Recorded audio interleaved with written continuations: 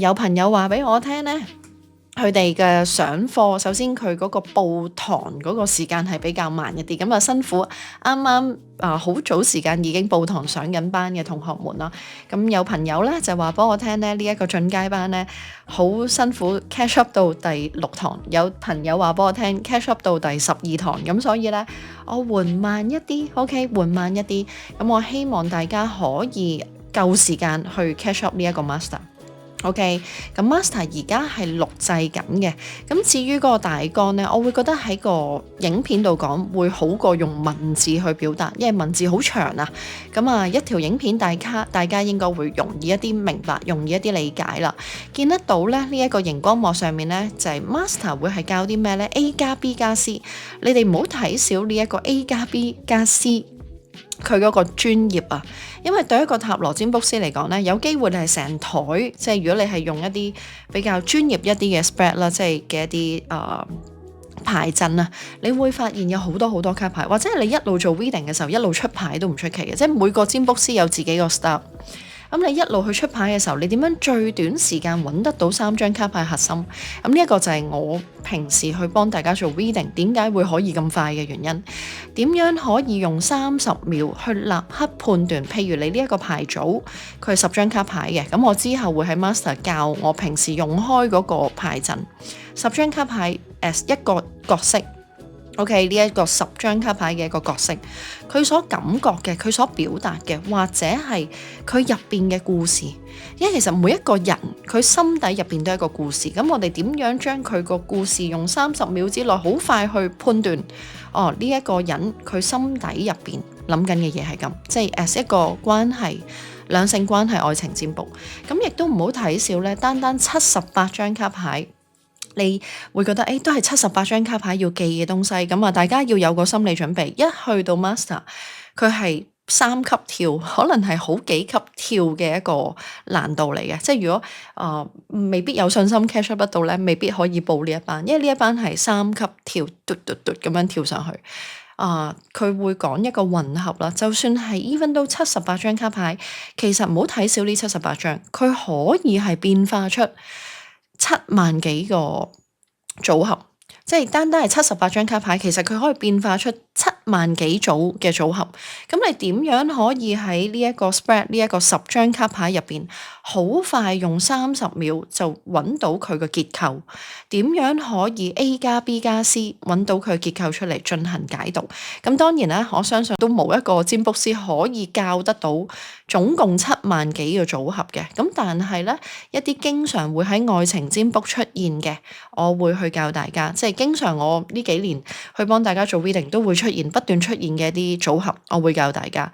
咁至於你學完之後，你會見到有一啲，眼呢我冇出現過呢一個組合，咁我點樣去計呢？我都會教大家點樣進行自己嘅判斷，即係就算你唔再上我班，你都識得點樣揾到呢一個組合出嚟，跟住你可以用最短時間去作出判斷。OK，咁所以咧呢一個 master 佢點樣去運用呢？就係你點樣可以成張台都係卡牌好多嘅能量嘅時候，你點樣培養得出呢一個好快好穩定嘅閱讀能力，而唔係逐張卡牌去解讀，變得好資訊混亂。因為我哋要判斷呢一個能量嘅主軸。OK， 有重心，我哋揾到重心出嚟。咁啊，至於愛情占卜咧，因為我教嘅一直都係愛情占卜導向啦。咁啊，愛情嘅關係即係二人關係啦，複雜嘅能量點樣可以去解讀？例如係 A 同 B 邊一個中意邊個多啲，邊一個願意付出多啲 ？A 諗緊啲乜？B 諗緊啲乜？呢一個 master 你哋會教會想得到。然之後就係三角關係、多角關係，大家可能冇諗過有權力分配呢一樣嘢。我亦都會喺三角關係入邊去教大家點樣去閱讀。OK， 前任關係究竟佢想唔想要再回流？佢想唔想要再嚟多一次？呢一個亦都會教大家點樣用一啲複雜一啲嘅牌陣，即係例如我用開好 signature 嘅9張卡牌嘅牌陣。OK， 然之後咧拉扯型嘅關係，我哋就要去拆解啦。到底佢逃避嘅核心喺邊？到底呢一個拉拉扯扯跟住忽上忽下，來來回回嘅關係，佢逃避緊啲乜？我哋要學習點樣去睇。然之後，到底對方喺呢一個關係入邊有冇付出對等嘅形態？佢有冇責任缺席？呢啲亦都會喺 master 會去教點樣睇嘅。到底對方係有意去即係有意去 continue 繼續呢一段關係，定還是佢純粹想要低成本佔有？我哋都會喺 master 教嘅。然之後咧，就係呢一個關係到底佢係情感導向啦，定還是係生活導向啦，定還是係利益導向啦，定還是係對方有啲策略嘅，唔係咁即係唔係咁令人舒服嘅啲利益嘅啲策略嘅，我哋都可以喺 master 去睇得到。OK，咁至於咧，因為呢一度咧，佢 as I said，即係佢會有一種跳躍得好緊要。即係如果你上緊呢一個進階班，你覺得要逐張卡牌去記得，上到去 master 咧，就係用另外一個方式，就係當你哋已經記得晒，你點樣揾到重心？你點樣可以最快30秒？你就一眼望到嗰個牌陣30秒，你就揾到個重心，你就可以去解讀呢一啲啦。OK，好啦，咁要講多一次啦，就係 Master 會係愛情導向占卜去教學，因為係我咁多年嘅一啲塔羅筆記，我去將佢分享俾大家嘅。OK，咁至於有一啲朋友send 咗 email 嚟，但係咧可能我仲未回覆，有一啲朋友可能咧我已經回覆咗啦，已經 join 咗啦。咁要講一講啦。咁如果而家去報讀嘅話咧，會係超級早鳥優惠嚟嘅。咁呢一個就要你哋自己嚟訊息我啦。因為當我一公開咗嗰個價錢咧，有朋友係之後先至睇到我嘅影片。